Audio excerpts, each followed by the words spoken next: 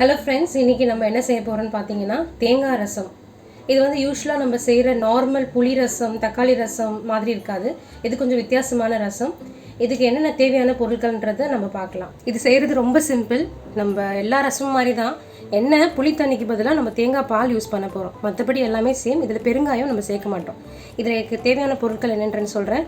ஒரே ஒரு தக்காளி, ஒரு எலுமிச்சைப்பழம். நம்ம இதுக்கு தேங்காய் பாலுக்கு அரைக்கக்கூடிய பொருட்கள் என்னன்னு பாத்தீங்கன்னா காஞ்ச மிளகா, 1 டீஸ்பூன் ஜீரகம், கொஞ்சம் மிளகு, ஒரு 7 பல்லு பூண்டு, 1/4 சிட்டிகை மஞ்சத்தூள், கொஞ்சோண்டு கொத்தமல்லி, தாளிக்கிறதுக்கு கருவேப்பிலை. இது வந்து அரை மூடி தேங்காவை பால் எடுத்து வச்சிருக்கேன். இது வந்து உங்க கன்சிஸ்டன்சி தான். திக்கான பாலும் எடுத்துக்கலாம், தண்ணியாவும் எடுத்துக்கலாம். நான் யூஸ்வலா வந்து கொஞ்சம் திக்கா எடுப்பேன், அப்பதான் கொஞ்சம் நல்லா இருக்கும் சாப்பாட்டுக்கு.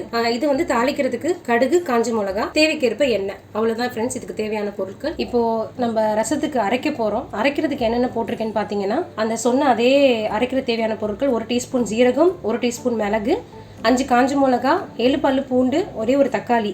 இந்த ஐட்டத்தெல்லாம் போட்டு நம்ம அரைச்சிக்க போகிறோம். அரைச்சிக்கணும்னா ரொம்ப நைஸாக அரைக்கக்கூடாது. ரசத்துக்கு நுணுக்கிற மாதிரி ஒன்றும் பாதியமாக அரைச்சிக்கணும். இப்போ ரசத்தினுடைய செய்முறை பார்த்துடலாம். நம்ம இப்போ வந்து ரசத்தை தாளிக்க போகிறோம். அதுக்கு கொஞ்சமாக எண்ணெய் ஊற்றிக்கிறோம். ஃபஸ்ட்டு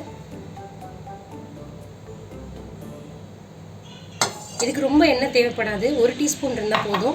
எண்ணெய் காஞ்ச உடனே தேவையான அளவு கடுகு போட்டுக்கோங்க தாளிக்கிறதுக்கு. 2 காஞ்ச மிளகா,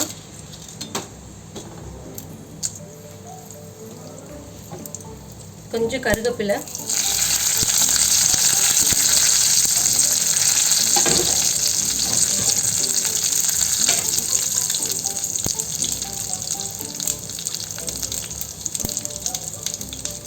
இது வெடிச்சு வந்த உடனே நம்ம கரைச்சி வச்சிருக்க இந்த ரசத்தை ஊற்ற போகிறோம்.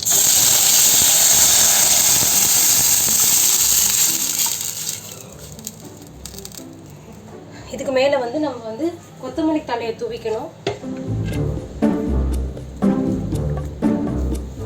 இறக்கி முடிச்சதுக்கு அப்புறமா உப்பு, எலுமிச்சை பழமும் புழிஞ்சா நம்மளோட தேங்காய் ரசம் தயார்.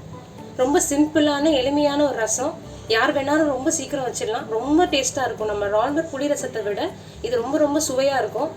அவ்வளோதான் ஃப்ரெண்ட்ஸ். இது ரொம்ப கொதிக்கக்கூடாது. இவ்வளோ தான் இதோட ஸ்டேஜ். கொதிச்சா அது ஒரு மாதிரியான ஒரு வேறு மாதிரி இருக்கும். ரசத்துக்கு கொதிக்காது, அதே மாதிரி எதுக்கும் கொதிக்கக்கூடாது. இப்போ நம்ம அடுப்பை ஆஃப் பண்ணிவிட்டு இந்த எலுமிச்சை பழத்தை புழிஞ்சிடணும் இது மேலே.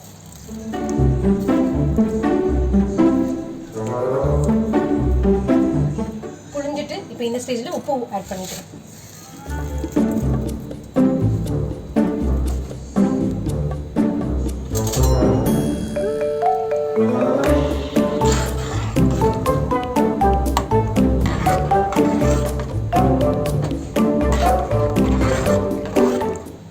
நான் இப்போ அடுப்பை ஆஃப் பண்ணிட்டேன்.